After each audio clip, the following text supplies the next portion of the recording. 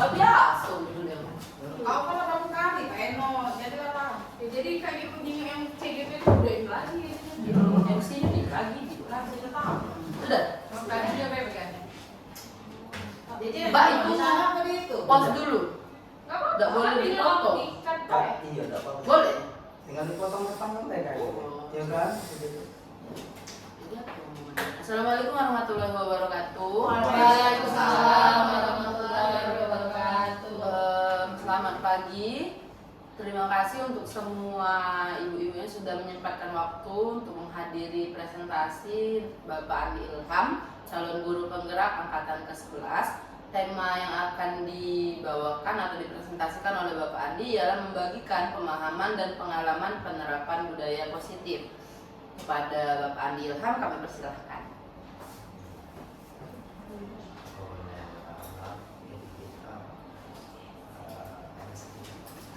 Assalamualaikum warahmatullahi wabarakatuh. Waalaikumsalam warahmatullahi wabarakatuh.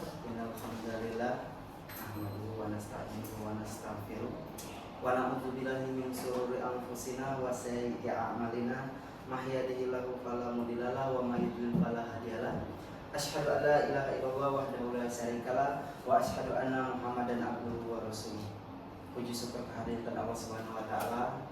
Pada hari ini kita diberikannya sebuah nikmat besar sehingga kita dapat berkumpul di ruangan literasi SMA Negeri 16 ini guna untuk membahas tentang budaya positif yang akan nanti saya akan presentasikan.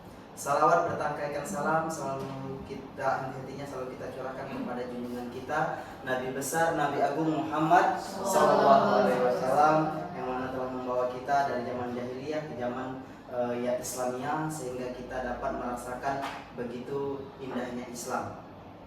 Terima kasih pada ibu-ibu sekalian. Mungkin hari ini bapak-bapaknya masih di jalan. Kami ucapkan selamat datang dalam konteks presentasi tentang budaya positif yang akan saya paparkan tentang bagaimana sikap, perilaku, hal-hal budaya yang ada di SMA Negeri 16 ini. Jadi saya akan mempresentasikan yang pertama aksi nyata modul 1.4 Bapak Ibu ya, membagikan pemahaman dan pengalaman penerapan budaya positif. Perkenalkan saya Andi Ilham, calon guru penggerak angkatan ke-11 SMA Negeri 16 Palembang, Provinsi Sumatera Selatan. Adapun hal-hal nanti yang akan kita bahas, yang pertama budaya positif apa saja sih yang akan kita terapkan. Next. Ini pertama kami ucapkan selamat datang kepada Bapak Ibu guru hebat. Mari belajar bersama, berkolaborasi, saling mendukung demi mewujudkan disiplin positif yang ada di sekolah kita, sehingga kolaborasi dalam bentuk hal apapun. Kolaborasi seperti apa? Dari pertama kolaborasi dari kepala sekolah, kemudian dewan guru, pegawai, serta warga sekolah yang ada di lingkungan SMA Negeri 16 ini untuk membudayakan budaya-budaya positif yang ada di sekolah kita. Selanjutnya, konsep utama budaya positif. Nah, di sini ada beberapa rangkaian untuk melaksanakan budaya positif yang ada di sekolah kita. Yang pertama itu tentang perubahan paradigma belajar. Jadi proses paradigma belajar di sekolah kita itu hal yang seperti apa dan hal-hal yang macam apa yang akan kita terapkan. Yang kemudian disiplin positif. Nah, disiplin positif ini hal-hal yang seperti apa lagi? Contoh disiplin positif yang bisa kita terapkan di sekolah kita itu adalah yang biasa kita lakukan setiap pagi, 5S. Ya kan? 5S itu salah satu bagaimana kita selaku guru menerapkan budaya disiplin dengan senyum, sapa, sopan, salam, dan santun, sehingga siswa merasa nyaman berada di sekolah kita dan mereka merasa dihargai. Bahwasanya dalam pemikiran Ki Hajar Dewantara, kita itu harus berpihak kepada murid, kita itu harus menghamba kepada murid, Bukan berarti menghamba kepada murid ini kita harus sujud syukur ataupun tunduk kepada siswa, tidak. Namun kita mengikuti pembelajaran model seperti apa yang berhamba pada murid. Nah, seperti itu. Jadi kita memang harus support kegiatan-kegiatan siswa dalam proses pembelajaran, terutama tadi disiplin positif. Yang ketiga ada nilai-nilai kebajikan. Jadi nilai-nilai kebajikan ini akan nanti kita jelaskan di slide berikutnya, namun hal ini akan tetap kita jalankan. Yang keempat, kebutuhan dasar manusia. Nah, kebutuhan dasar manusia ini banyak keterkaitan. Salah satunya contoh yang paling besar, makan. Itu kebutuhan dasar manusia, pakaian dan sebagainya. Kemudian motivasi perilaku manusia. Jadi dalam beberapa rangkaian ada motivasi perilaku manusia. Kemudian posisi kontrol kita selaku guru. Ada posisi kontrol kita selaku guru, baik dalam hal apapun. Jadi posisi kontrol kita itu terletak di mana. Kemudian ada keyakinan kelas. Dalam proses pembelajaran, Bapak Ibu sekalian, dalam proses pembelajaran itu kita sebelum lanjut ke proses pembelajaran selanjutnya, kita harus ada keyakinan kelas. Contoh keyakinan kelas yang biasa kita lakukan. Ayo anak-anak sekalian, kita sebelum memasuki pembelajaran selanjutnya kita harus buat keyakinan kelas. Keyakinan kelas seperti apa sih? Kesepakatan. Nah, masalah kesepakatan. Jadi kesepakatan pertama, setiap siswa itu punya ide masing-masing. Jadi ada anggap 30 siswa. Jadi 30 siswa itu punya ide masing-masing untuk meyakinkan keyakinan kelas ini. Contoh satu, Bapak, kita nggak boleh ngomong kalau tidak diizinkan. Itu salah satu keyakinan kelas. Kemudian yang kedua, harus izin terlebih dahulu apabila kita mempunyai keperluan. Nah itu, jadi keyakinan kelas seperti itu yang harus kita terapkan. Ketiga, kalau ada yang berbicara, minimal harus menghormati orang yang berbicara, apapun bentuknya. Nah, jadi itu salah satu keyakinan kelas. Seandainya dalam masalah keyakinan kelas ini kita ada masalah, maka akan kita kembalikan lagi ke kesepakatan awal. Seandainya kalau ada siswa tiba-tiba kita proses belajar ini keluar, siswanya keluar tanpa izin, jadi kita panggil, salah apa sih nak hari ini? Oh iya, saya tidak mematuhi atau mentaati keyakinan kelas yang kita bikin. Apa sih contohnya? Saya tidak minta izin ketika keluar padahal ada guru yang lagi mengajar. Itu salah satu bentuk bagaimana kita meyakini atau membuat kesepakatan di dalam kelas tersendiri. Yang ketiga ada segitiga restitusi. Nah, dalam segitiga restitusi inilah adalah bentuk permasalahan dan bagaimana kita menyelesaikan masalah. Kita selaku guru bagaimana menyelesaikan masalah, dan kembali lagi tentang nanti dari segitiga restitusi ini bagaimana kita mengembalikan hal-hal permasalahan tersebut ke keyakinan kelas kita. Jadi apapun permasalahannya kita kembalikan nanti ke keyakinan kelas. Seperti itu. Selanjutnya pembelajaran dengan paradigma baru. Nah, pembelajaran dengan paradigma baru merupakan pembelajaran yang dirancang berdasarkan prinsip pembelajaran berdiferensiasi, sehingga para peserta didik belajar sesuai dengan kebutuhannya berdasarkan tahap perkembangan sesuai teori psikologi modern untuk mewujudkan profil pelajar Pancasila. Jadi paradigma baru ini Bapak Ibu sekalian, kita belajarnya secara berdiferensiasi. Nah, berdiferensiasi itu adalah salah satu bagaimana kita mempunyai strategi dalam melakukan pembelajaran. Contoh berdiferensiasi seperti ini Bapak Ibu ya. Jadi dalam satu kelas itu kita bisa mungkin dalam setiap siswa, dalam beberapa guru mengajar dengan paradigma baru ini dengan cara berdiferensiasi. Nah, berdiferensiasi ini mungkin ada guru yang mengelompokkan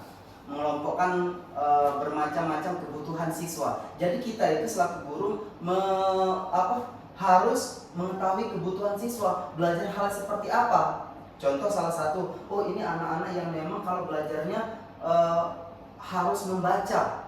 Ada yang harus menggunakan visual, ada yang menggunakan audio. Jadi ada pengelompokan tersendiri. Jadi ada seandainya ini Bu Jessica, saya itu kalau mengajar Pak harus menggunakan visual ataupun media gambar. Contoh, dengan adanya media gambar, siswa tersebut akan lebih cepat menangkap. Ada yang menggunakan audio, jadi dia harus seperti apa audionya. Kemudian ada juga yang menggunakan bermacam poster ataupun dengan estetika membaca. Nah, dengan dia membaca, dia lebih konsen daripada dia melihat-lihat gambar. Contoh salah satunya kita buat kelompok nih, pembelajaran berdiferensiasi atau pembelajaran yang secara berkelompok. Nah, memang betul ada positif dan negatifnya dalam pembelajaran berdiferensiasi. Kita ambil positifnya. Salah satunya di situ kita belajar antar teman.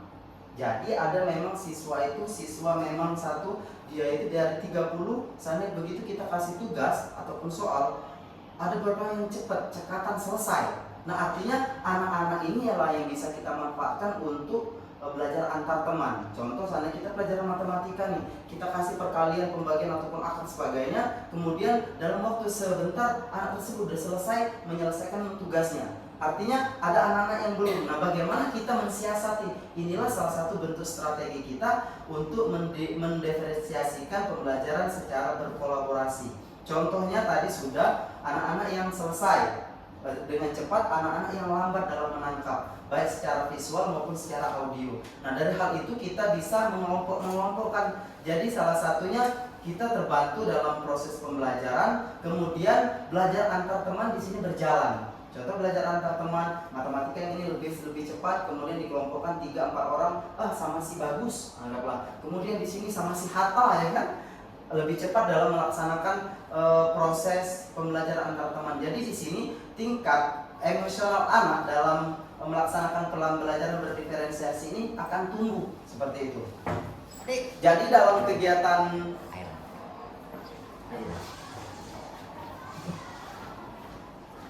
kegiatan pembelajaran berdiferensiasi ini nanti akan belajar dan tumbuh tersendiri kepada anak-anak tersebut, sehingga pengelompokan dalam proses belajar akan berjalan dengan semestinya seperti itu.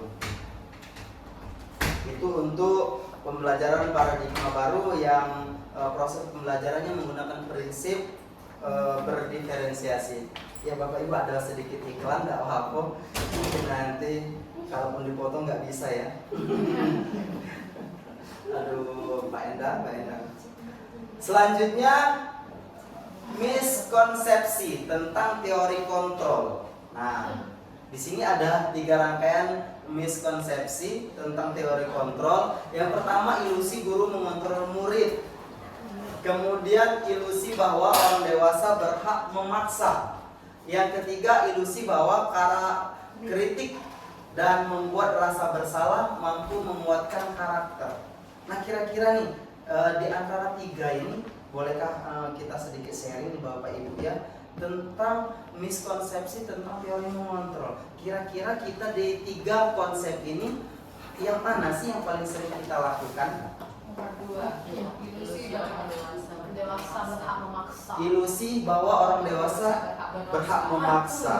Jadi ada sesuatu hal yang positif dan efektif mungkin yang bisa kita terapkan tentang ilusi bahwa orang dewasa berhak memaksa. Jadi sebenarnya pada dasarnya di sini bahwasanya tingkat proses belajar yang berpihak pada murid itu yang seperti apa sih? Kalau kita ilusi bahwa orang dewasa berhak memaksa ini berarti kalau kita ini harus sesuai dengan apa yang saya inginkan. Namun di sini kita harus ingat kembali bahwasanya dalam proses pembelajaran Merdeka Belajar kita itu harus berpihak kepada murid.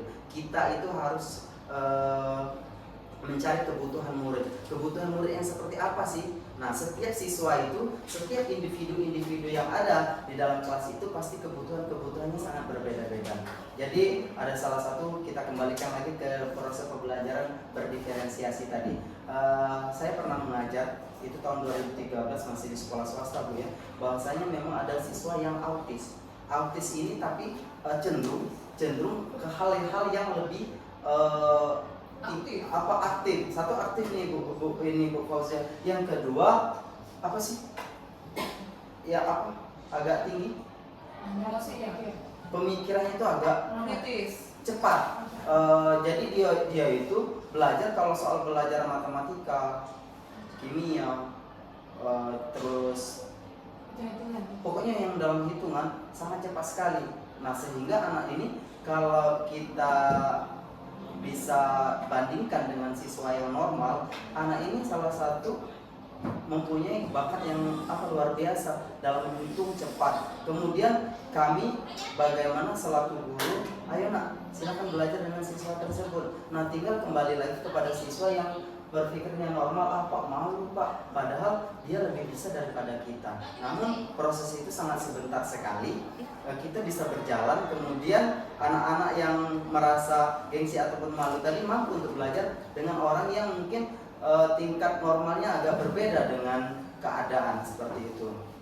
Jadi dari miskonsepsi ini kebanyakan para kita guru adalah menggunakan yang nomor 2 Bu ya, ilusi bahwa orang dewasa berhak untuk memaksa. Kemudian ini mengubah paradigma stimulus respon ke pendekatan teori kontrol. Nah di sini sudah ada stimulus respon tentang dunia, terus teori kontrol tentang dunia. Yang pertama itu realitas atau kita sama. Yang kedua realita kita berbeda. Jadi contohnya di situ saya bisa mengontrol orang lain. Ketika teori kontrol tentang yang hal yang berbeda, Anda tidak mengontrol orang lain. Jadi ada sesuatu yang memang kita lakukan dan memang ada sesuatu yang harus orang yang lakukan. Contohnya seperti itu tadi. Tidak apa-apa. Ini apa? Tidak bisa. Oh iya. Apa yang masuk video ini? Silakan Bu. Direkam kan? Tidak apa-apa direkam.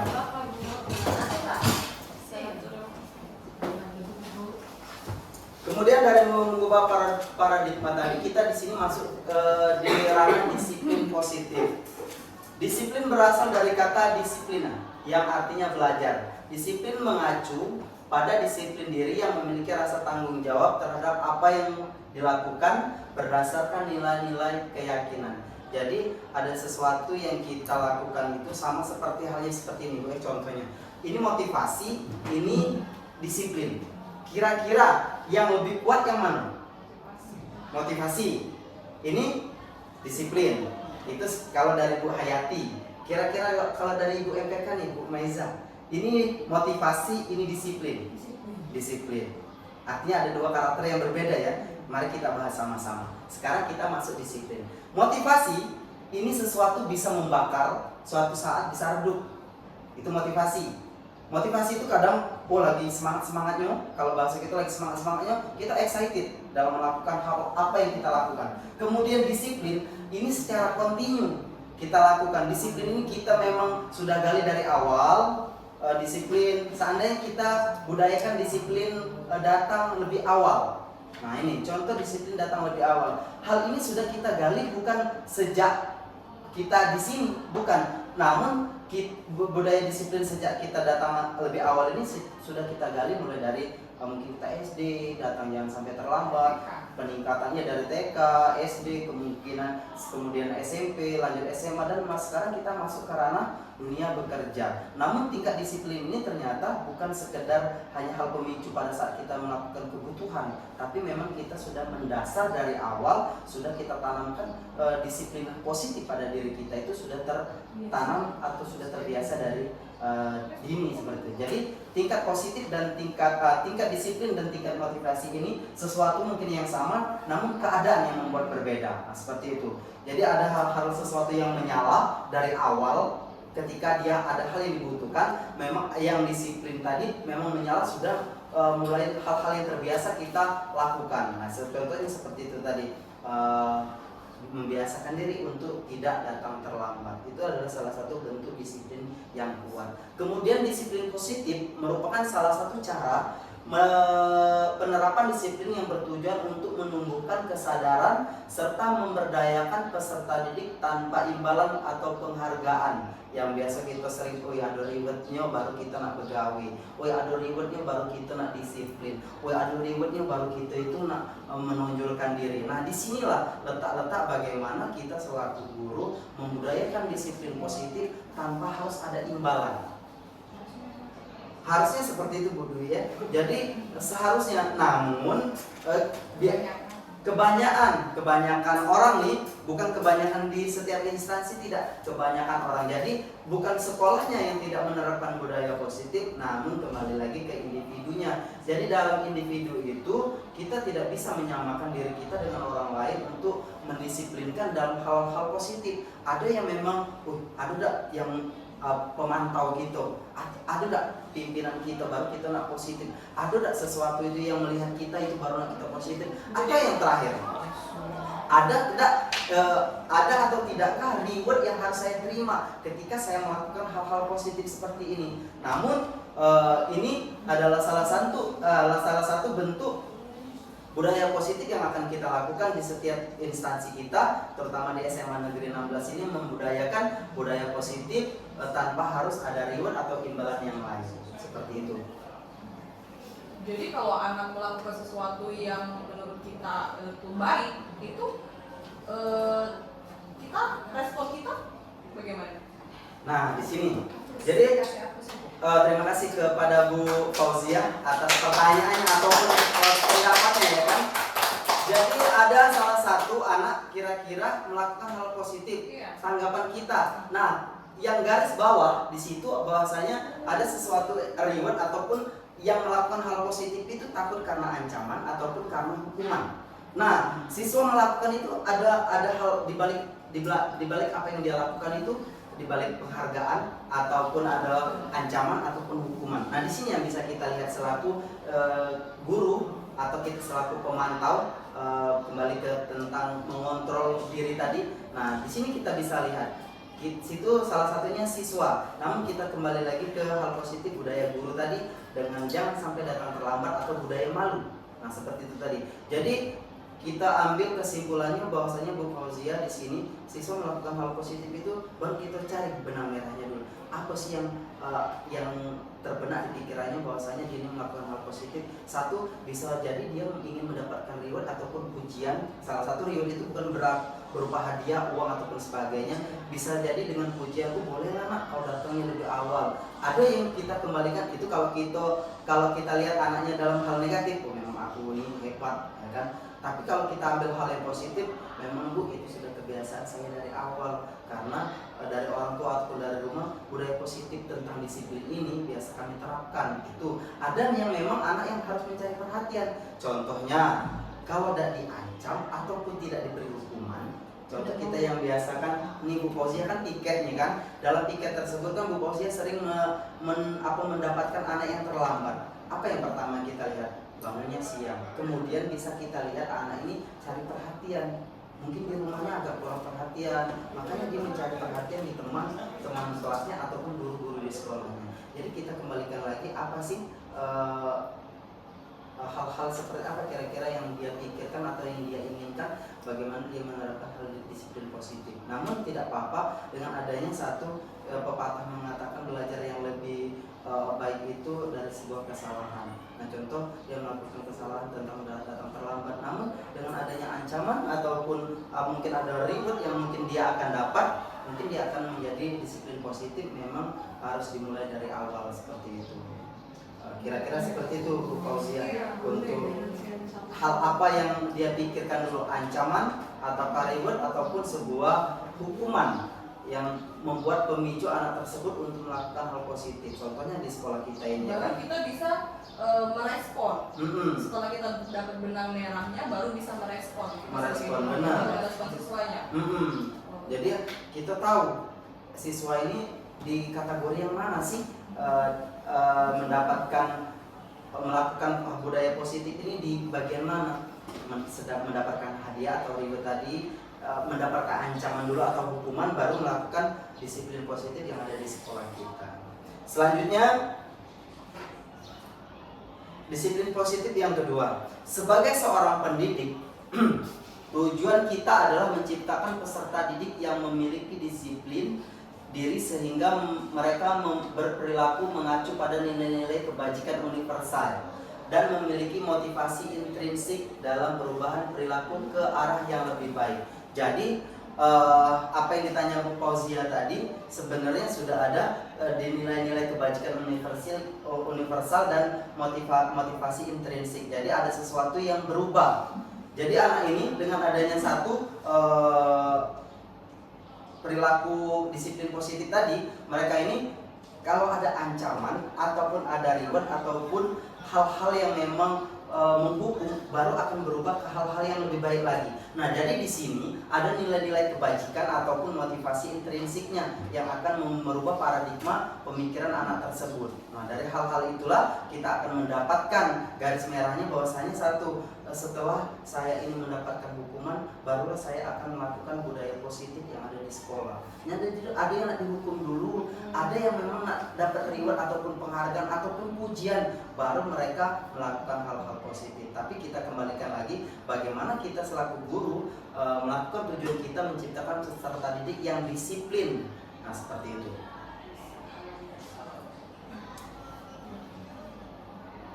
Kemudian, nah di sini ada nilai-nilai kebajikan. Nilai-nilai kebajikan merupakan nilai yang disepakati bersama. Kemudian terlepas dari suku, bangsa, agama, bahasa maupun latar belakangnya. Jadi ada memang sesuatu itu yang harus kita terapkan bersama dalam melakukan nilai-nilai kebajikan. Tidak mengelompokkan tentang ras apapun dan sebagainya, tentang kita melakukan nilai-nilai kebajikan tentang hal-hal yang kita sepakati dalam beberapa bentuk penilaian.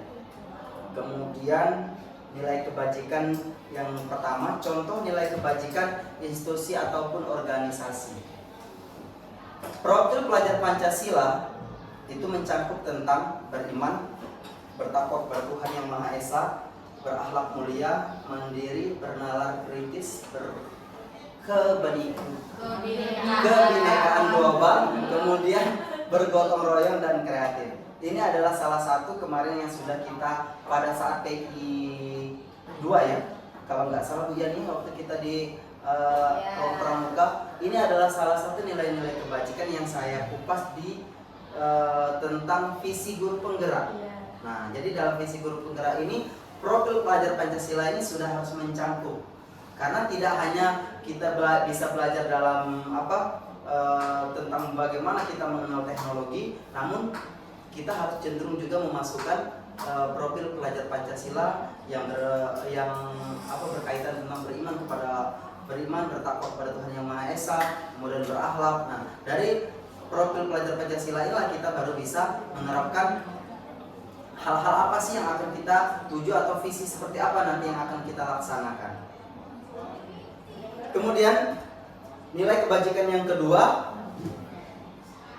yaitu sikap murid, toleransi, rasa hormat, integritas, mandiri, menghargai, antusias, empati, keingintahuan, kreativitas, kerjasama, percaya diri, dan komitmen. Nah, dari setiap siswa ataupun hal-hal yang kita lakukan, Bapak Ibu sekalian, di sini kita mempunyai banyak nih yang harus kita lakukan. Sikap murid nih, sikap murid toleransi. Artinya dalam setiap kegiatan ataupun setiap hal-hal yang ada di sekolah ini kita harus punya toleransi. Salah satunya di setiap sekolah kita ini tidak semuanya muslim, namun ada juga nonis ya. Kemudian sikap toleransi inilah toleransi antar agama. Kita bisa menghormati ketika dia beribadah. Contoh di hari Jumat kita pulang sekolah, anak-anak yang laki-laki untuk siap sholat Jumat ke setiap masjid. Terus kemudian yang agama non muslim mereka berkumpul di dalam satu kelas. Yang biasa di kelas 10-3 itu langsung seluruh anak yang Kristen non muslim itu berkumpul dengan gurunya masing-masing. Jadi setiap Jumat memang toleransi antara agama kita untuk di SMA Negeri 16 ini sudah berjalan. Dan hal-hal ini melibatkan setiap lini staf pegawai guru yang ada di sekolah dan seperti itu. Kemudian rasa hormat. Nah, rasa hormat di sekolah kita ini mungkin bukan hanya sebagai guru, calon guru penggerak saja, namun sebelumnya juga dalam posisi rasa hormat ini siswa menghormati guru, kemudian yang muda lebih menghormati yang tua. Nah, rasa hormat ini selalu berjalan di sekolah kita. Kemudian integritas, mandiri, menghargai, antusias, dan masih banyak yang lain tentang nilai-nilai kebajikan yang kedua ini. Kemudian nilai-nilai kebajikan yang ketiga, 9 pilar karakter yaitu Indonesia Higher Tech. Heritage Yang Foundation. pertama, cinta Tuhan dan segenap ciptaannya. Yang kedua, kemandirian dan tanggung jawab. Ketiga, kejujuran atau amanah, diplomatis. 4, hormat dan santun. 5, dermawan, suka menolong dan gotong royong. 6, percaya diri, kreatif dan pekerja keras. Ketujuh, kepemimpinan dan keadilan. 8, baik dan rendah hati. 9, toleransi, kedamaian dan kesatuan. Kira-kira Bapak Ibu sekalian, sudah berjalankah ketiga nilai kebajikan, ya 9 pilar karakter tersebut yang ada di sekolah kita? Kira-kira dari 9 ini yang mana lebih dominan? Biasa yang sudah berjalan di sekolah kita, terutama di SMA Negeri 16 ini, ataukah semua 9 ini sudah setara ataupun semuanya sudah berjalan, ataukah ada yang lebih dominan? Sudah setara kayaknya. Sudah setara ataupun sudah berjalan. Namun kira-kira yang lebih menonjol nih menurut pandangan Bapak Ibu? Nomor 4 sama satu, 3 toleransi. 1, 9, 8, 4, 5. Sudah semua berarti. Sudah semua. Sudah. Tapi yang paling dominan mungkin yang 9, karena toleransi, kedamaian dan kesatuan kan sudah kita terapkan di SMA 16. Seperti Pak Andi bilang tadi, setiap hari Jumat murid yang Islam, apalagi khususnya murid laki-laki, mereka menunaikan ibadah sholat Jumat, dan untuk murid yang nonis melakukan pembelajaran terkait dengan agamanya masing-masing. Ya, terima kasih kepada Bu Jessica. Dari ke-9 ini sebenarnya sudah berjalan sesuai dengan aturan masing-masing, ataupun sudah melakukan, setiap guru juga sudah melaksanakan ini. Namun yang lebih menonjol ataupun bisa kita lihat dalam keseharian kita adalah 9, toleransi, kedamaian dan kesatuan. Seperti apa yang sudah dijelaskan Bu Jessica tadi, bahwasanya dalam kita toleransi antar agama, itu Bu Jessica ya. Jadi seperti itu untuk hal-hal yang nilai-nilai kebajikan dari 9 pilar karakter tersebut. Jadi memang harus ada yang lebih menonjol. Ibaratkan hal disiplin positif kita di sini, apa sih yang lebih menonjol? Oh, kita lebih toleransi. Nah, seperti itu. Toleransi seperti apa? Tadi setiap hari Jumat kita memang melaksanakan toleransi antar agama. Next, apa lagi? Nah, ada kebutuhan dasar manusia yang sudah saya jelaskan di awal, bahwasanya kebutuhan dasar manusia itu banyak sekali. Yang pertama, 1, kebutuhan bertahan hidup atau survival. Nah, adalah kebutuhan yang bersifat psikologis, fisiologis untuk bertahan hidup, misalnya kesehatan, rumah dan makanan. Jadi dari kebutuhan dasar manusia ini, kita itu di sini ada 3 ranah nih kayak yang saya bahas. Yang pertama tentang kesehatan. Alhamdulillah Bapak Ibu sekalian di sini kan sudah sehat dan jaminan kesehatannya sudah ada juga, ya kan? Artinya kita mengajar walaupun nanti dalam keadaan sakit, namun jaminan kesehatan kepada guru-guru yang ada di SMA 16 ini sudah sangat terjamin sekali. Seperti itu. Alhamdulillah, ya kan? Baik secara guru-gurunya, kemudian baik juga dengan keluarga yang ada di rumah. Jadi secara kesehatan kita dapat untuk kebutuhan dasar manusia. Kemudian rumah. Nah, alhamdulillah kayaknya kalau saya pantau pun dalam kegiatan kita sehari-hari, kemarin kita sudah berkunjung ke tempatnya Bu Meza, ya kan? Kita sudah berkunjung ke tempat Bu Yani. Tempat saya sendiri sudah, ya kan? Kalau kategori sangat jauh sekali. Yang paling jauh adalah apalagi Bu Pravia, pas sempat di sana, ya kan? Oh, rumah Bu Dwi paling jauh, 3 km dikurang lagi. Dekat sini lah. Artinya di sini memang kebutuhan dasar manusia sudah ada. Yang terakhir itu makanan. Nah, alhamdulillah Bapak Ibu sudah makan, udah pada kenyang, ya kan? Itu salah satu bentuk kebutuhan dasar manusia. 3 yang saya ambil dari sini. Kemudian seluruh tindakan manusia memiliki tujuan tertentu. Semua yang kita lakukan adalah usaha terbaik untuk kita mendapatkan apa yang kita inginkan. Ketika kita mendapatkan apa yang kita inginkan, sebetulnya saat itu kita sedang memenuhi satu atau lebih dari salah satu kebutuhan dasar manusia atau kebutuhan dasar kita. Salah satu hari ini kita bekerja ya kan Bapak Ibu ya. Itu adalah salah satu kebutuhan dasar kita. Apa sih kebutuhan dasar kita? Pada saat kita melakukan suatu pekerjaan, kira-kira ada yang bisa untuk berkomentar ataupun Apa berbicara? Reza tadi? Salah satu nih, kita hari ini di antara tiga kesehatan, rumah dan makan. Oh, ketiga itu ya? Coba dari ketiga contoh kebutuhan dasar manusia. Jadi hari ini kita melakukan suatu pekerjaan, contoh dasar saja kita melakukan suatu pekerjaan. Nah itu, jadi sebetulnya kita sedang memenuhi salah satu ataupun lebih kebutuhan yang kita lakukan. Oke, jadi kalau Bu Meza memenuhi kebutuhan makan, bisa kita ambil kesimpulan makan itu atau mencari nafkah. Seperti itu ya. Kalau bekerja untuk mencari makan agak sedikit apa ya? Kata-katanya itu Karena kan pilihannya 3 Pak Anu. Iya. Tadi disuruh pilih Pak. Oke, dari kesehatan, rumah dan makan. Iya. Tapi makan ini kategori mencari nafkah, Iya, baik secara lahir maupun batin. Jadi seperti itu kan. Artinya bisa kita simpulkan mencari nafkah bisa kenyamanan, mencari suatu kebutuhan kita, makanan, contoh seperti itu. Oke. Kan kenyamanan ya Pak, kita kaitkan dengan yang Bapak contohkan. Nomor 2 ya. Berarti kita menganggap sekolah kita sebagai Rumah. rumah. Supaya kita jadi nyaman ya Bu ya.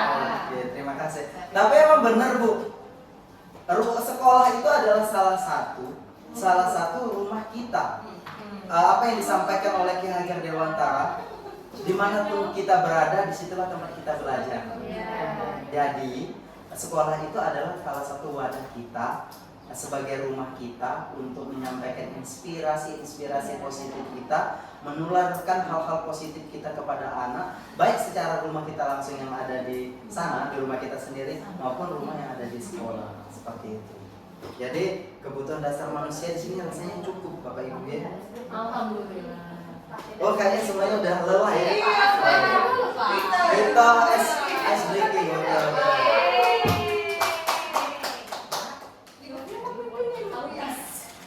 Bu, ini biasanya Bu Via ya.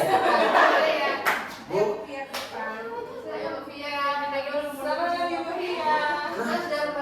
Oh, hari ini Ibu bajunya beda ya. Masya Allah ya. kok nggak tampil? Sengaja banget ya kayak. Bu Jess, Jessica tolong operator. Memang sengaja sudah siap sampai main. nah, Buka yang ini. nah ice breaking. Nah, Udah tampil. Berapa slide kita? iya bisa. Oh, sebentar lagi Bu ya, sabar Bu ya. Mana sih?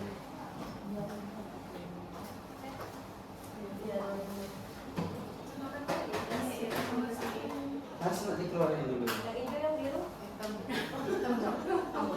Wih, kota aku. Lah masih ini. Iya.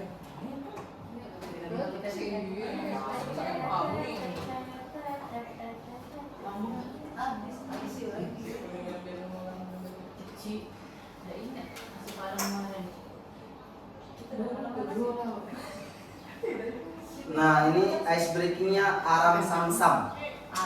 Coba Bapak Ibu sekalian agak berdiri. Berdiri. Majuin mejanya. Oke. Oke, di sini sama. Gerakannya agak ini walaupun di sini kan sudah ada nih gerakannya, tapi saya spill dikit tentang gerakannya. Oh ya. Aram pam pam, guli ram pam pam. Oke. Aram sam. Oke. Seperti itu. Nah. Kita mulai ya. Bismillahirrahmanirrahim. Pak, tapi bisa ada lagi nih Pak. Ibu Yani terlalu tua. Bismillah.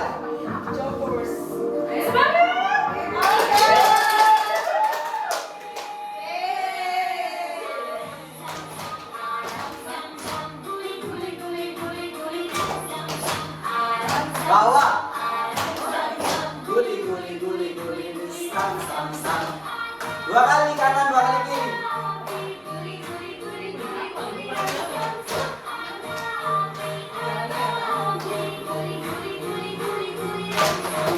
Yo, lebih cepat.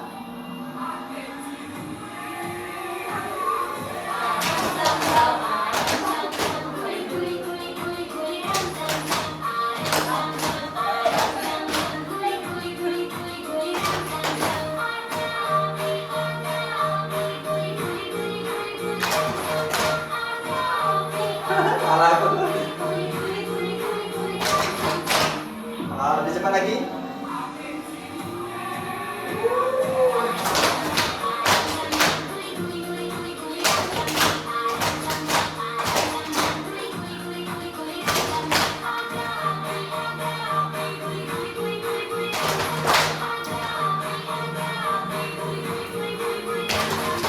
Kesenian ini strukturnya.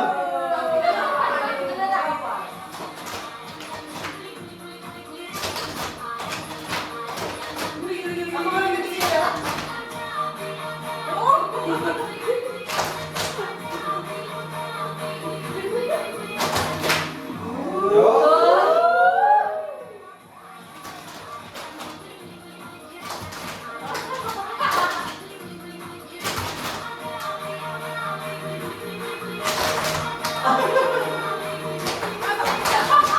Terakhir. Oke.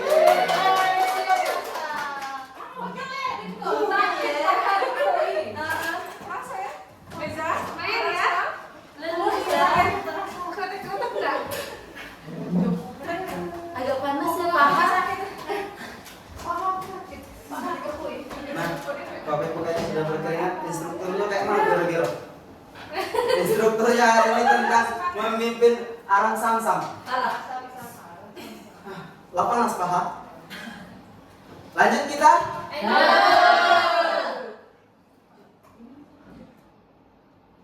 Kalau udah ice breaking biasanya lebih semangat lagi Bapak Ibu ya. Kembali lagi ke slide awal. Ada 10 lagi kayaknya.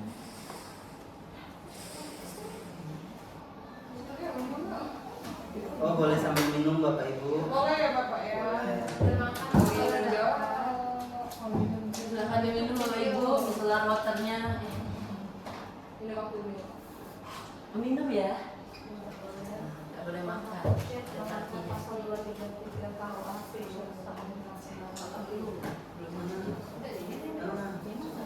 Iya, udah masih Makasih Ibu.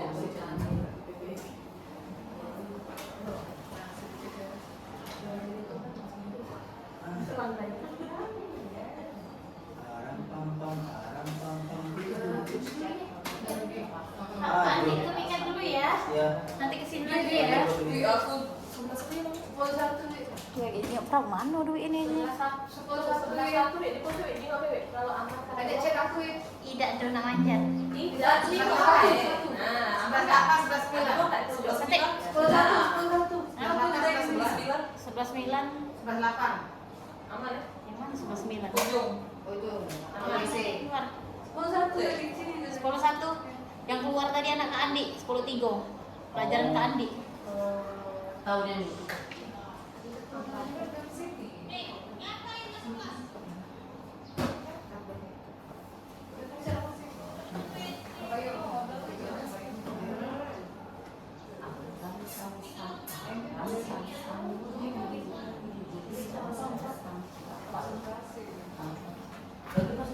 Tadi kita sampai kebutuhan dasar manusia, Bu ya. Kita lanjut lagi. Kita lanjut lagi, ada beberapa slide lagi nanti selesai.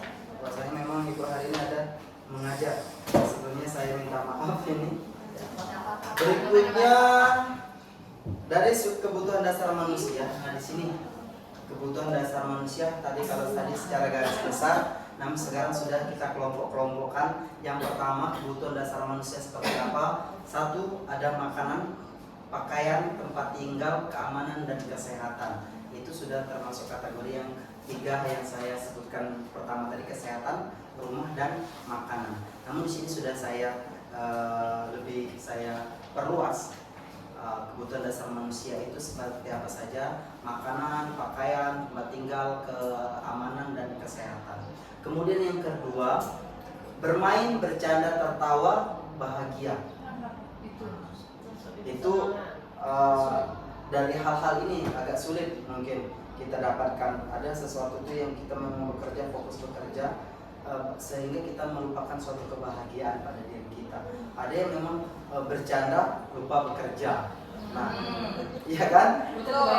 Kebanyakan. Kalau kata guru-guru itu, kita guru ini kerja serius, gajinya main-main. Tapi hari ini sudah kerja serius, gajinya lebih serius lagi. Amin. Jadi hal yang ini, kalau makanan, pakaian, tempat tinggal, keamanan dan kesehatan, insya Allah Bapak Ibu sekalian sudah terjamin saat sekarang. Kemudian yang kedua, bermain, bercanda, tertawa, bahagia. Nah, hal ini yang mungkin susah kita dapatkan dalam suatu pekerjaan. Ada yang memang satu fokus bekerja, namun dia lupa akan bahagia. Kemudian ada yang bercanda, tertawa, namun dia lupa akan bekerja. Jadi hal-hal seperti ini nanti maksud dari kebutuhan dasar manusia ini kita harus seimbang.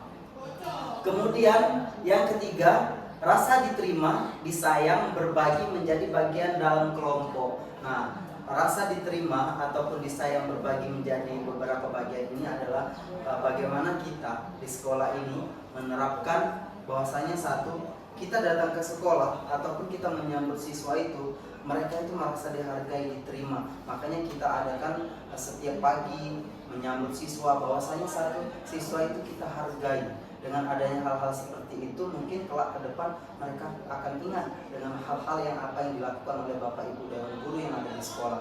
Diterima, kemudian anak-anak tersebut disayang, sehingga menjadi suatu pemikiran ke depan positif. Kemudian yang keempat, mandiri, bebas memilih, mencoba hal baru. Kira-kira ada dari mandiri, bebas memilih, mencoba hal baru ini, apa yang ada di benak kita tentang pelajar ataupun guru-guru, Bapak Ibu?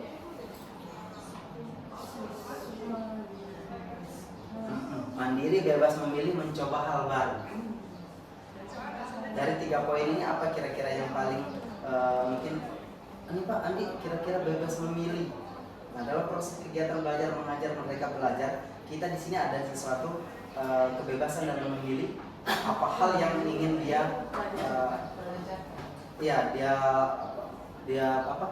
lakukan ataupun dalam proses pembelajaran. Nah, bebas memilih hal seperti ini satu, pada saat kita melakukan suatu penjurusan di sekolah kita, itu memang sudah ada pilihan masing-masing. Inspirasi apa sih, keinginan apa sih yang dia lakukan, mencoba hal baru. Contohnya salah satunya anak punya inisiatif untuk bertanya kepada guru BK-nya, bertanya kepada wali kelasnya, Bu, kira-kira saya ini tepatnya di mana? Hal-hal yang itu tidak semua siswa bisa mendapatkan hal-hal yang baru seperti itu. Mereka untuk berinisiatif bahwasanya saya ini memilih sesuatu itu karena tujuan saya sendiri ataupun arahan dari orang tua atau orang lain atau orang yang lebih dewasa ataupun guru-guru. Jadi mereka mencoba hal yang baru seperti itu. Kemudian yang terakhir, penguatan atas kemampuan, harga diri diakui dan berprestasi. Jadi hal-hal ini tadi mencakup seluruh kebutuhan dasar manusia. Nah, itu sudah ada diagramnya. Ada diagramnya tentang penguasaan, kasih sayang dan rasa diterima, kemudian kebebasan, kemudian kesenangan. Semua mencakup itu adalah salah satu bentuk kebutuhan dasar manusia untuk bertahan hidup. Selanjutnya, motivasi perilaku manusia. Jadi dari motivasi perilaku manusia ini untuk menghindari ketidaknyamanan atau hukuman. Ada motivasi intrinsik, ada motivasi ekstrinsik. Nah, di mana motivasi intrinsik itu untuk menjadi orang yang mereka inginkan dan menghargai diri sendiri dengan nilai-nilai yang mereka punya. Jadi ada sesuatu itu dari nilai-nilai intrinsik itu suatu pemikiran bahwasanya mereka apa yang mereka lakukan ataupun mereka inginkan adalah salah satu proses. Kalau bisa kita lihat bahwasanya dia itu melakukan sesuatu itu dengan nilai-nilai yang mereka yakini. bahwasanya sesuatu yang saya lakukan itu benar. Nah, seperti itu. Kemudian untuk motivasi ekstrinsik untuk mendapatkan ataupun imbalan penghargaan dari orang lain. Sama halnya yang kita lakukan tadi, saya melakukan disiplin positif di sekolah ini ada beberapa hal ataupun ada sesuatu yang menjadi tujuan ataupun acuan. Saya melakukan sesuatu itu karena imbalan, saya melakukan sesuatu itu karena pujian, ataupun saya melakukan sesuatu itu karena ancaman ataupun hukuman. Jadi dari motivasi inilah kita bisa melihat motivasi mana yang ada pada anak-anak kita yang ada di sekolah. Kira-kira seperti itu, Bu ya. Selanjutnya, nah di sini contoh dari motivasi apa? Perilaku sikap manusia tadi. Jadi di sini ada motivasi beberapa, yaitu salah satunya bentuk hukuman, konsekuensi, yang terakhir ada restitusi. Nah, dalam bentuk segitiga restitusi nanti akan ada penyelesaian suatu permasalahan. Salah satunya hukuman, bersifat tidak terencana atau tiba-tiba. Jadi kita itu kadang melakukan suatu hukuman itu bukan dasar kita akan melakukan hukuman itu sendiri, namun keadaan yang membuat kita memberikan suatu hukuman. Salah satunya proses contohlah kita belajar. Pada saat kita belajar, tiba-tiba ada siswa yang meribut ataupun siswa yang keluar tanpa menyepakati kesepakatan kelas kita tadi. Spontanitas nih harus kita melakukan suatu hukuman. Padahal tidak ada terniat kita akan mengajar, akan melakukan suatu hukuman. Namun keadaan yang membuat kita melakukan suatu hukuman tadi, atau bisa kita sebut dengan hal yang tiba-tiba. Jadi tiba-tiba ada masalah di dalam kelas, timbul suatu hukuman. Yang kedua, anak tidak tahu apa yang akan terjadi atau tindakan atau tidak dilibatkan. Nah, anak yang tidak tahu anak tidak tahu apa yang akan terjadi atau tidak dilibatkan. Jadi pada saat proses pembelajaran kita tidak tahu nih nanti pada saat proses pembelajaran nanti kita akan melakukan suatu hukuman ataupun hukuman itu terjadi pada anak tersebut. Nah, karena beberapa proses pembelajaran ke depan dia tidak akan tahu dan dia juga tidak dilibatkan dalam hal-hal seperti itu. Yang ketiga, bersifat satu arah, berubah fisik maupun psikis. Nah, jadi hukuman itu macam-macam, ada yang menghukum secara mental, ada yang menghukum secara psikis, ada yang menghukum secara apa ya, kita bisa lihat psikis ini contohnya kata-kata yang sehingga membuat anak itu ketersinggungan lebih dalam. Contoh, ada beberapa kemarin, oh kau nih keluar kati aku nih yang awal kecil, nah, kan itu sehingga anak tersebut jadi kita budaya bully di sekolah itu seharusnya tidak ada, namun dengan adanya kita menghukum, jadi bully itu tercipta. Nah, seperti itu kan. Padahal itu tidak kita rencanakan. Spontanitas tiba-tiba ada kata-kata seperti itu. Dan menyakiti si anak psikis anak itu ya. Jadi sebenarnya dari segi hukuman bentuk psikis ini lebih parah sebenarnya dari hukuman fisik. Kalau hukuman fisik sudah push up, udah selesai. Kadang anak juga ketika kita hukum dengan hukuman fisik, dia masih senyum, bisa senyum-senyum. Namun ketika dihukum disinggung masalah psikis, sudah anaknya ketersinggungannya bahkan akan melekat sampai nanti ingat terus sampai tua bahwasanya itu Bu Fauzia marah saya dibilang saya pendek, kecil, hitam, dekil, dan sebagainya. Mudah-mudahan namun di sekolah kita tidak ada bapak-bapak seperti itu. Itu di SMA 23. Itu di SMA 23, benar. Nah, di SMA 16 ini semua gurunya baik-baik dan sopan-sopan, ramah dan menyayangi seluruh murid. Tidak sombong. Nah, dari berubah fisik ataupun psikis, di sini yang terakhir tentang hukuman, anak disakiti oleh perbuatan ataupun kata-kata. Namun di sini alhamdulillah kalau bisa kita lihat baik dalam kegiatan sehari-hari, anak yang terlambat paling kita lakukan budaya positif. Menjaga lingkungan sekolah dengan cara apa? Dengan sampah.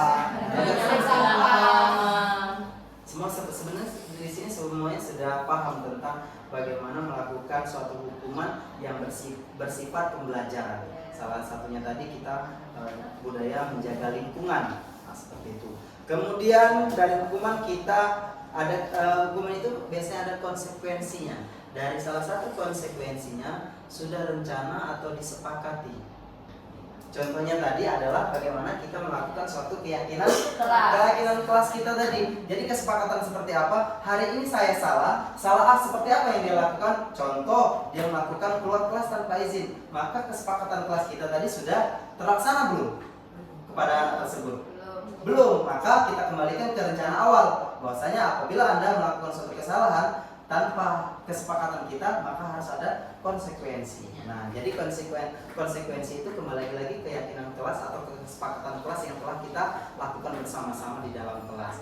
Yang kedua, sudah dibahas dan disetujui oleh murid dan guru. Jadi membuat kesepakatan itu, apa bedanya kesepakatan atau keyakinan dengan peraturan?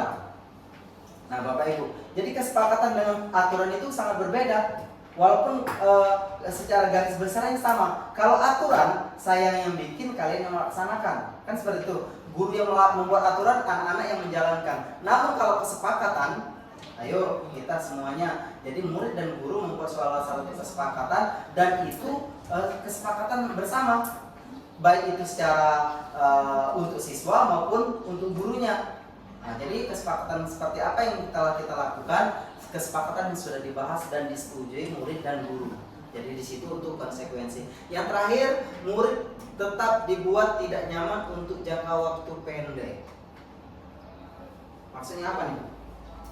Kira-kira dari konsekuensi dari sebuah hukuman kita ambil ke konsekuensi. Murid tetap dibuat tidak nyaman untuk jangka waktu pendek.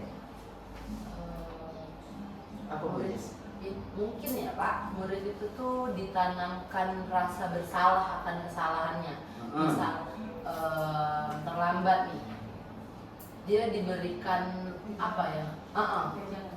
Bukan wejangan, tapi keyakinan atau bahwasannya, oh kau ini telat karena kau tuh salah, kau tuh tidurnya malam, ini itu. Tapi itu jadi penghakiman nggak sih? Sebenarnya seperti ini. Jadi kita itu membuat keyakinan kelas itu. Keyakinan kelas itu salah satunya bagaimana kita membuat diri kita ataupun anak itu menjadi salah satu bentuk pemikiran positif. Contoh, jadi kesepakatan kelas itu tidak serta-merta itu berlanjut sehingga di setiap kelas pasti beda-beda kesepakatan kelasnya. Dan dalam kelas itu kan tujuannya agar anak bertanggung jawab dengan apa yang kita sepakati, dijanjikan. Jadi kalau kita bilang itu menghakimi, itu kita kembali lagi tentang bagaimana kita melakukan suatu hukuman. Jadi hukuman itu seperti apa yang kita tadi ilusi tentang murid, ilusi orang tua mempunyai hak kuasa untuk melakukan hal sesuatu. Nah, tapi kita ambil ke sini murid tetap dibuat tidak nyaman, artinya saat sesuatu itu kita lakukan, bagaimana siswa itu mengacu atau memicu dirinya melakukan atau mentaati suatu keyakinan kelas yang telah kita sepakati itu tadi. Kemudian yang terakhir ada restitusi. Restitusi di sini ada dua, proses kolaboratif yang mengajarkan murid untuk mencari solusi sendiri, kemudian membantu murid berpikir untuk memperbaiki kesalahan. Jadi bagaimana siswa tersebut dalam restitusi terakhir setelah dia melakukan kesalahan, kita panggil nih, kira-kira Bu Yani salahnya apa nih? Apa anaknya ya kan? Bu, saya tadi melanggar aturan atau melanggar keyakinan kelas yang kita sepakati bahwasanya satu, tidak diizinkan berbicara sebelum pembicara atau menunjuk ataupun dipersilahkan. Kemudian keyakinan kelas apa sih? Apabila meminjam barang temannya maka wajib mengembalikan. Adalah salah satu bentuk keyakinan kelas ataupun kesepakatan yang kita lakukan.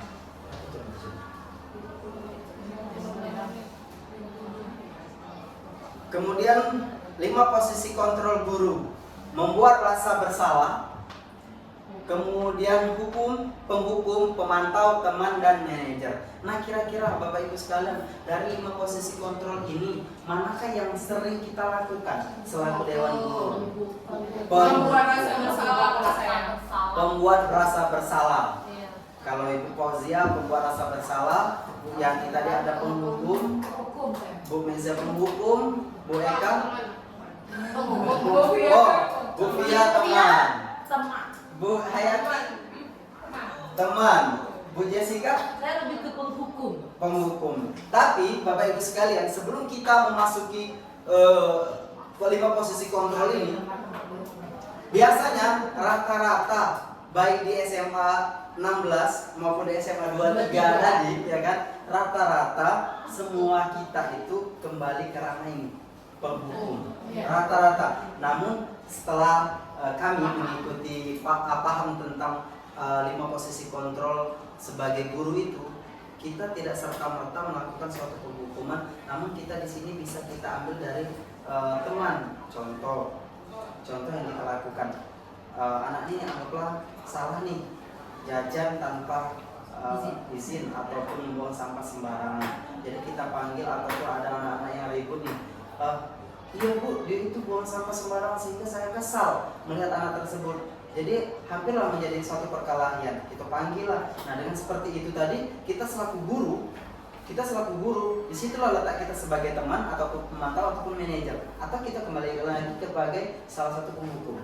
Nah, dengan adanya seperti itu kita tahu di mana sih letak kita. Nah, dengan adanya pemahaman ini, Bapak Ibu sekalian, kita paham, oh ya nak, saya juga pernah seperti itu melakukan hal ini.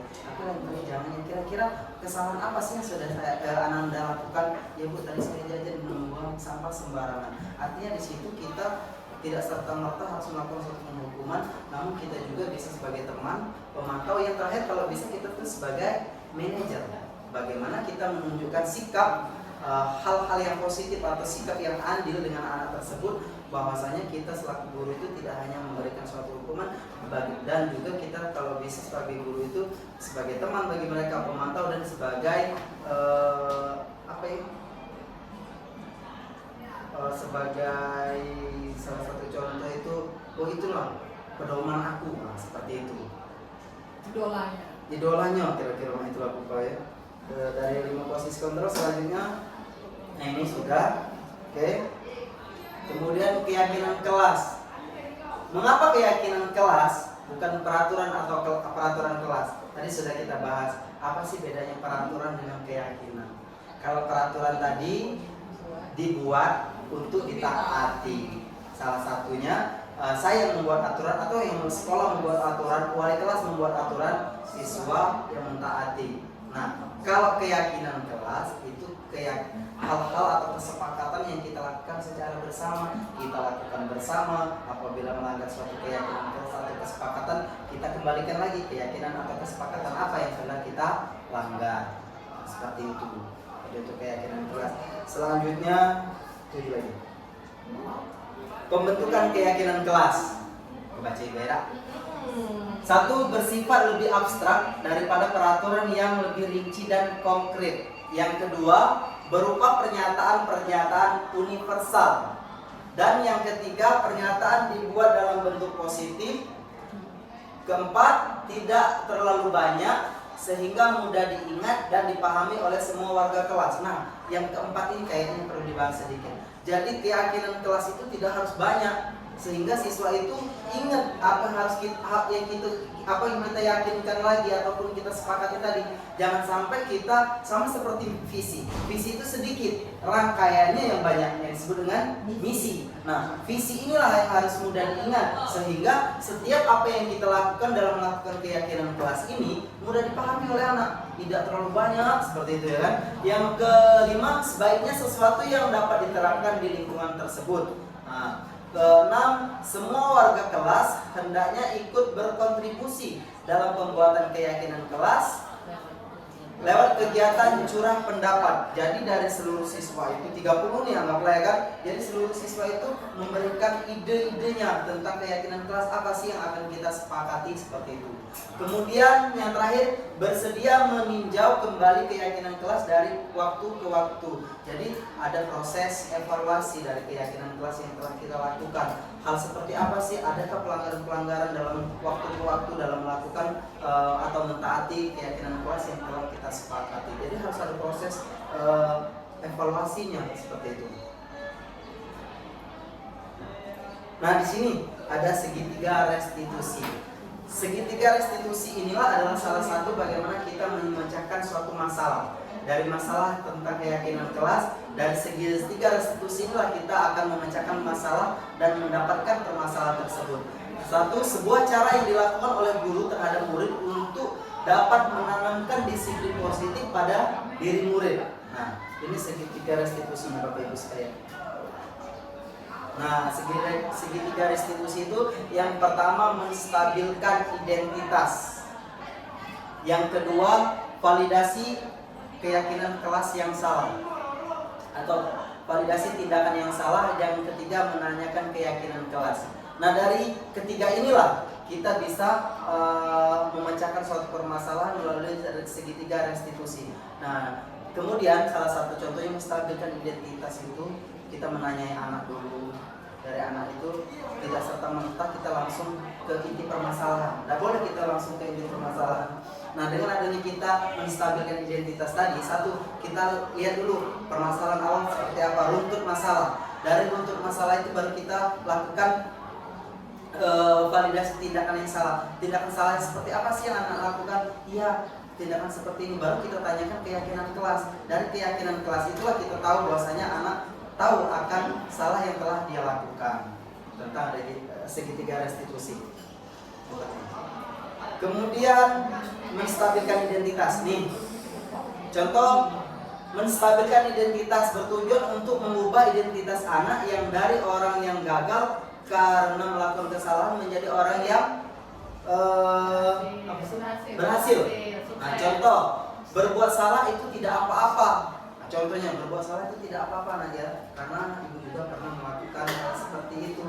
Namun harus kita kembalikan lagi dari validasi tindakan yang salah dan terakhir keyakinan kelas anak, sehingga anak tersebut dengan melakukan suatu kesalahan tersebut bahwasanya tidak serta-merta saya itu salah, bahwa saya nanti ke depan saya akan melakukan hal yang lebih baik lagi. Nah, jadi itu salah satu acuan. Kemudian tidak ada manusia yang sempurna. Nah, jadi kalau kita itu marah kepada anak itu jangan sampai psikisnya kena atau fisiknya yang kita lakukan. Namun kita kembalikan lagi cenderung memberikan suatu motivasi tadi. Yang ketiga, saya juga pernah melakukan kesalahan seperti itu. Nah, dengan adanya seperti itu tuh kita tidak mengecap bahwasanya yang dilakukan anak tersebut itu benar-benar salah dan saat melakukan suatu pelanggaran yang berat. Namun pelanggaran yang itu sudah pernah kita lakukan, namun kita kembali lagi bagaimana anak tersebut melakukan hal-hal yang lebih baik lagi ke depan. Terus kita bisa menyelesaikan ini. Terakhir, Bapak Ibu tidak tertarik mencari siapa yang salah, tapi Bapak Ibu ingin mencari solusi dari permasalahan ini. Kamu berhak merasa begitu. Apakah kamu sedang menjadi teman yang baik dibuat dirimu sendiri? Nah, jadi kita itu melakukan suatu segitiga restitusi itu atau menstabilkan identitas itu, kita tidak mencari siapa yang salah, namun kita mencari solusi ataupun mencari akar permasalahannya untuk menyelesaikan suatu permasalahan tersebut. Kemudian validasi tindakan yang salah. Setiap tindakan yang kita lakukan dengan suatu tujuan tertentu. Satu, padahal kamu bisa melakukan yang lebih buruk dari ini. Jadi sebenarnya apa yang dia lakukan itu, contoh nih, saya melakukan ataupun mengadu, ada salah satu teman di sekolah melakukan tindakan yang salah. Anggaplah siswa nih mencontek. Nah, namun dengan adanya seperti itu dia melapor kepada gurunya dengan tidak merasa melakukan hal yang lebih buruk. Bisa jadi dia tadi berbocor dulu ataupun berkelahi, namun dengan tindakan yang seperti itu dia sudah merasa bahwasanya tindakan yang dia lakukan tepat. Kemudian kamu pasti punya alasan mengapa melakukan hal itu. Jadi siswa tersebut itu melakukan hal itu, ya Bu, karena saya kesal setiap apa yang saya lakukan, pekerjaan apa yang saya lakukan di sekolah pasti diberitahu kepada guru. Nah, jadi contoh saya tertidur ataupun saya mencontek. Jadi anak tersebut agak sedikit emosi. Kemudian kamu patut bangga pada dirimu sendiri karena kamu telah melindungi sesuatu yang penting buatmu.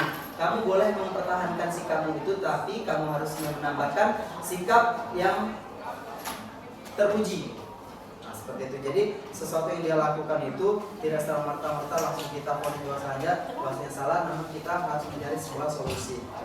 Ini waktunya. Selesai dulu. Terus yang terakhir itu menanyakan keyakinan kelas. Teori kontrol menyatakan bahwa kita pada dasarnya termotivasi secara internal. apa sih? internal. Nah, satu, apakah keyakinan kelas kita, keyakinan kelas seperti apa yang sudah kita sepakati Bapak Ibu sekalian. Terus, apa nilai-nilai umum yang kita telah sepakati dari keyakinan kelas yang telah kita buat. Yang ketiga, apa bayangan kita tentang keyakinan kelas yang ideal. Yang terakhir, kamu mau jadi orang yang seperti apa. Nah, dalam keyakinan kelas seperti inilah nanti kita akan tahu hal-hal yang mencakup keseluruhan ini. Kemudian contoh penerapan segitiga restitusi.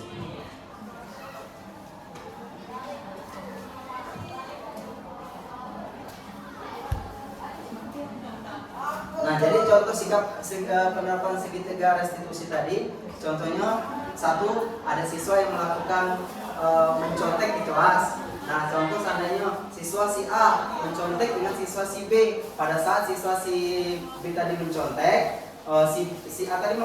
siswa A tadi mencontek si B, kemudian si B ini melapor kepada gurunya bahwasanya yang dilakukan itu adalah siswa melakukan contekan. Nah, dengan adanya seperti itu, sebagai kita selaku guru, bagaimana kita menyelesaikan atau permasalahan melalui segitiga restitusi tadi. Nah, dengan adanya contoh segitiga restitusi inilah kita dapat menyelesaikan atau memberikan suatu melakukan sesuatu, bukan hukuman Bu, tapi menyelesaikan suatu permasalahan, mencari solusi. Kemudian yang terakhir, penutup. Dalam penerapan program disiplin positif, hendaknya guru memiliki standar kepribadian profesional dan sosial yang baik, di mana guru mampu merefleksi dirinya dalam posisi kontrol saat ini, bagaimana perjalanan dirinya sebagai among atau manajer, kemudian yang menuntun murid-muridnya menjadi insan yang mandiri, merdeka, dan bertanggung jawab. Terima kasih kepada Bapak Ibu sekalian telah menyempatkan waktunya sehingga bisa berjalan kegiatan ataupun tugas saya selaku guru penggerak dalam mendemonstrasikan atau melakukan suatu paparan dalam bentuk budaya positif. Mungkin itu saja yang bisa saya sampaikan. Kurang lebih saya mohon maaf. Kepada Bapak Ibu sekalian akan mengucapkan terima kasih. Kami akhiri. Assalamualaikum warahmatullahi wabarakatuh. Waalaikumsalam.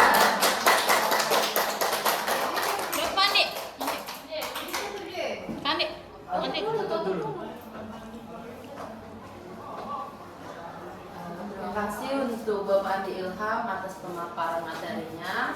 Mungkin sampai jumpa di pemaparan materi selanjutnya. Assalamualaikum warahmatullahi wabarakatuh.